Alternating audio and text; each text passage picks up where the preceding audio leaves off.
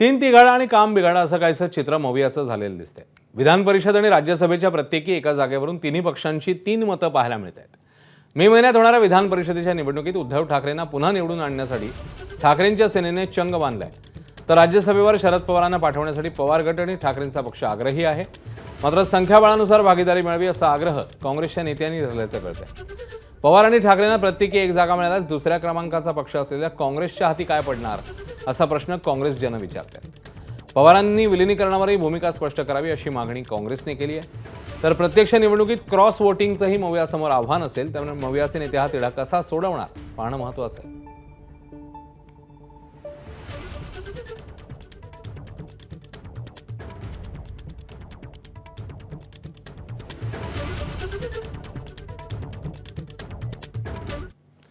तर विधान परिषद आणि राज्यसभेचं नेमकं गणित काय सांगतंय पाहूया।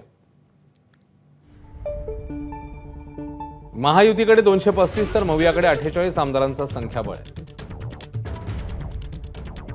राज्यसभेच्या एका जागेसाठी पहिल्या पसंतीच्या 37 मतांची आवश्यकता आहे।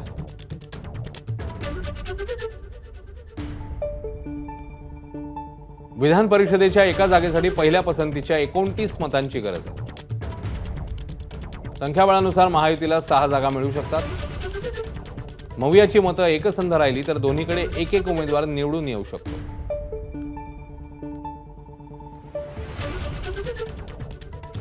हे राज्यसभा आणि विधान परिषदेतलं मतांचं गणित आहे। इकडे ठाकरेंच्या शिवसेनेसह काँग्रेसकडूनही विधान परिषदेच्या जागेवर दावा करण्यात येतोय। मवियातल्या या तिढ्यावर हर्षवर्धन पाटील आणि संजय राऊत काय म्हणतायत ते पाहूया। संजय राऊतजी जिंकून आले, पण आमचे दुसरे जे होते संजय पवारजी ते त्या दिवशी पराभूत झाले। आणि म्हणून हे सगळं राजकारण बघत असताना, जी काही मतांची समीकरणं ती बघत असताना, संख्याबळ बघत असताना आमचा दावा हा ठाम आहे। आणि दुसरं म्हणजे ही जी काही चर्चा होईल ती अर्थात मातोश्रीवर होणं गरजेचं आहे। दुसरं म्हणजे काँग्रेसशी देखील चर्चा करणं गरजेचं आहे, कारण काँग्रेस देखील मित्रपक्ष आहे। अजूनही जी आमची काँग्रेससोबत काही चर्चा झाली त्याच्यात हा विषय जो आहे, कोणाला सीट गेली पाहिजे याच्यात कुठेही आलेला नाही आहे। आणि म्हणून पक्षाचं जे मत आहे ते एवढंच आहे की ही जागा राज्यसभेची ही शिवसेनेचीच आहे।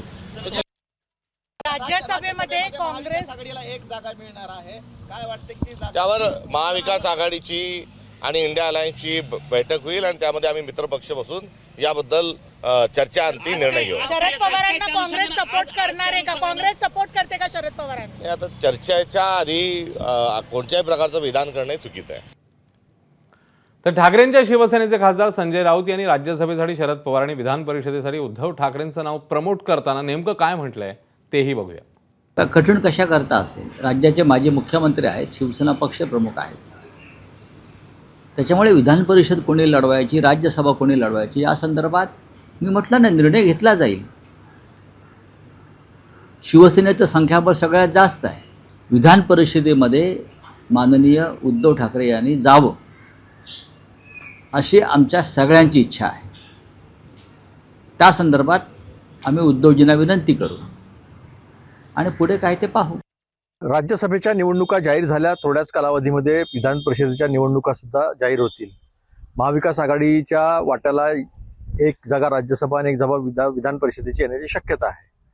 या परिस्थितीमध्ये 20 जागा शिवसेनेच्या आहे, 16 जागा काँग्रेसच्या आहे, 10 जागा राष्ट्रवादीच्या आहे। त्यामुळे राज्यसभा किंवा विधान परिषद या दोनपैकी एक जागा जी आहे ती काँग्रेसला मिळाली पाहिजे, कारण काँग्रेस 2 नंबरचा पक्ष आहे आणि रोटेशनचा जरी विचार केला तरी काँग्रेसला एक जागा मिळाली पाहिजे असं काँग्रेसच्या सगळ्या ज्येष्ठ नेत्यांचा सगळ्यांचा विचार आहे। एबीपी माझा, उघडा डोळे बघा नीट।